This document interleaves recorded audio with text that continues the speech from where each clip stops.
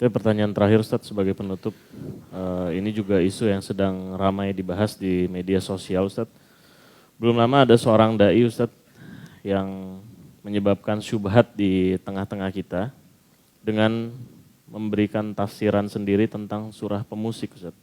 Yang akhirnya menafsirkan bahwa musik ini tidak haram Ustadz. Nah ini bagaimana pendapat antum Ustadz? Saya bukan sebutin pendapat saya, ya. Tapi hampir mayoritas ulama termasuk Imam 4 mengharamkan. Ini bukan hal yang baru nih, bukan pendapat baru.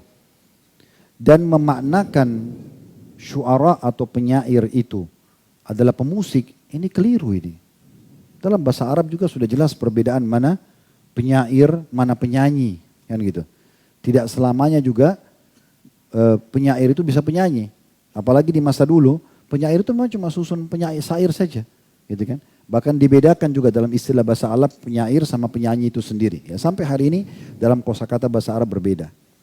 Kalau dalam masalah hal ini tentunya saya bukan mendapat pendapat baru ya, tapi insya Allah coba saya bacakan beberapa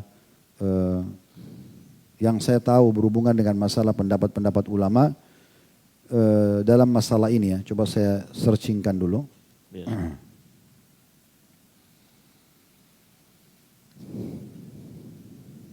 Ya, ada perkataan Abdullah bin Umar radhiyallahu anhu. Beliau meninggal wafat tahun 73 Hijriah, sahabat masyhur. Beliau mengatakan, ya, pada saat melewati sekelompok orang, terjemahnya saja, melewati sekelompok orang yang sedang melakukan ihram, mau umrah, mau haji. Lalu kemudian di antara mereka ada seorang yang bernyanyi, sambil ihram, sambil dia bernyanyi. Maka kata Abdullah bin Umar kepada orang yang bernyanyi itu, ingatlah, aku berdoa kepada Allah, semoga doa-doamu tidak diterima. Abdullah bin Umar mendoakan si penyanyi itu supaya doanya tidak diterima. Ya. Begitu juga dengan Abdullah bin Abbas radhiyallahu anhu yang meninggal tahun 68 Hijriah. Beliau mengatakan seluruh alat-alat musik atau ma'azif hukumnya haram. Bahkan beliau mengatakan beduk, gendang dan sejenisnya juga serta seruling masuk dalam hukum haram. Ini perkataan sahabat, ya. Ini teman-teman bisa melihat tentunya tidak asing di dalam buku-buku yang sangat masyhur seperti misalnya kalau tadi pendapat Abdullah bin Umar itu dari kitab Zammul Malahi, ya. Zammul Malahi di nomor 17, di halaman 17 dan juga Talbis Iblis yang tulis oleh Ibnu Qayyim di halaman 240, ya. Kemudian juga kalau yang tadi Abdullah bin Abbas radhiyallahu anhuma yang mengatakan haram alat-alat musik atau ma'azif itu diriwayatkan oleh Al-Baihaqi dalam sunan beliau serta juga disahihkan oleh para ulama. Ya. Begitu juga dinukil pendapat-pendapat para ulama-ulama yang masyhur dari Imam 4 pun sama. Pendapat-pendapat mereka mungkin ini kalau saya ingin bahas cukup panjang tapi teman-teman bisa nanti melihat ya. Tapi kita coba mulai dulu dari kalau dari generasi setelah sahabat ada Umar bin Abdul Aziz yang beliau wafat tahun 101 Hijriah. Beliau jadi khalifah waktu itu tahun 99 selama 2 tahun sampai 101. Beliau mengatakan pada saat menulis surat kepada guru anaknya. Guru anaknya. Beliau mengatakan kepada guru anaknya, hendaklah yang pertama kali engkau tanamkan keyakinan pada anak-anakku dari akhlakmu adalah membenci alat-alat musik.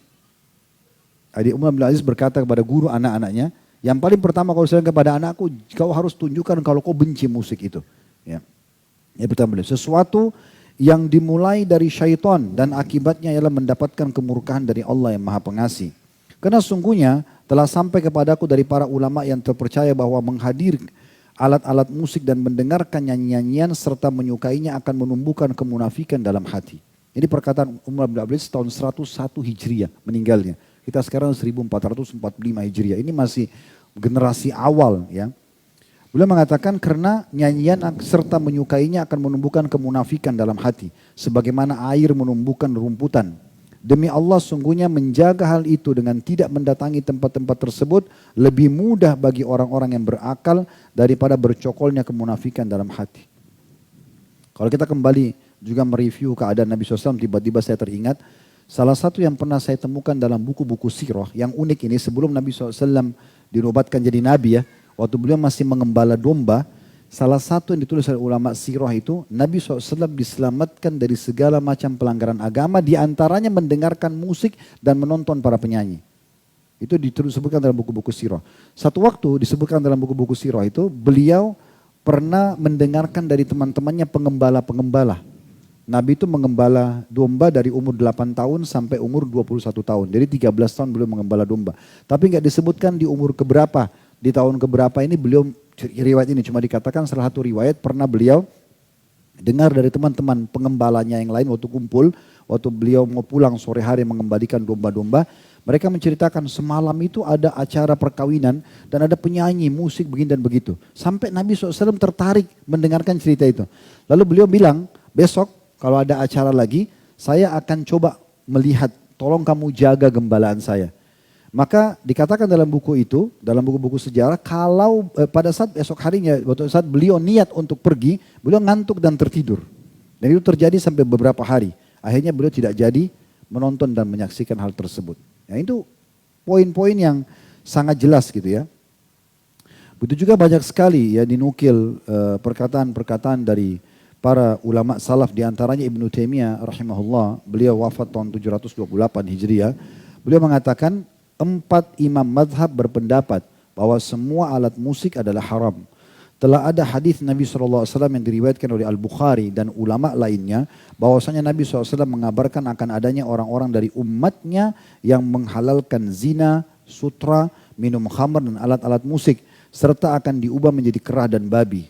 Al-ma'azif, kata beliau, adalah alat-alat musik sebagaimana disebutkan oleh para pakar bahasa Arab. Bentuk jamaknya adalah ma'zifa, ya. Yaitu alat yang dibunyikan dan tidak ada perselisihan sedikit pun dari pengikut para imam tentang haramnya hal tersebut. Ya, itu dinukil dari buku beliau Majmu' Fatawa ya, di jilid 9 halaman 576 dan sekian banyak tentunya. Kalau kita ingin nukil ini banyak sekali pendapat ulama berhubungan dengan masalah, antum tinggal ketik saja tentang pendapat ulama berhubungan dengan masalah musik. Ya. Tapi setelah kita jelaskan hukum-hukum seperti ini teman-teman sekalian, setiap orang bisa saja berbicara.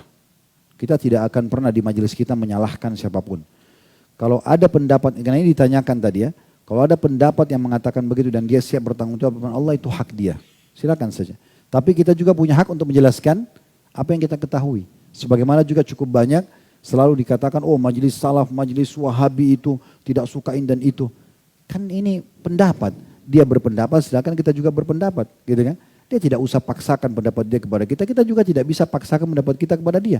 Tapi kita harus saling menghormati di sini. Yang penting siap bertanggung jawab di hadapan Allah Subhanahu wa taala. Tapi insya Allah hukum ini tidak asing, antum bisa searching di Google, cukup banyak tulisan artikel-artikel, ceramah-ceramah para ulama menjelaskan masalah ini. Dan ini bukan dari saya pribadi, karena ini hukum ini sudah sangat lama ya. Dan cukuplah sumpahnya Abdullah bin Mas'ud radhiyallahu anhu tentang tafsir salah satu ayat Al-Quran, wa minan nasi ma yashtari lahwal hadits yudilla nasa an sabilillah, dan ada sebagian orang memperjualbelikan perkataan-perkataan untuk menyesatkan manusia dari jalan Allah. Beliau bersumpah demi Allah yang dimaksud adalah musik. Beliau bersumpah begitu. Dalam sebuah asar dinukil oleh Ibnu Qayyim rahimahullah dalam buku beliau Hadil Arwah ya.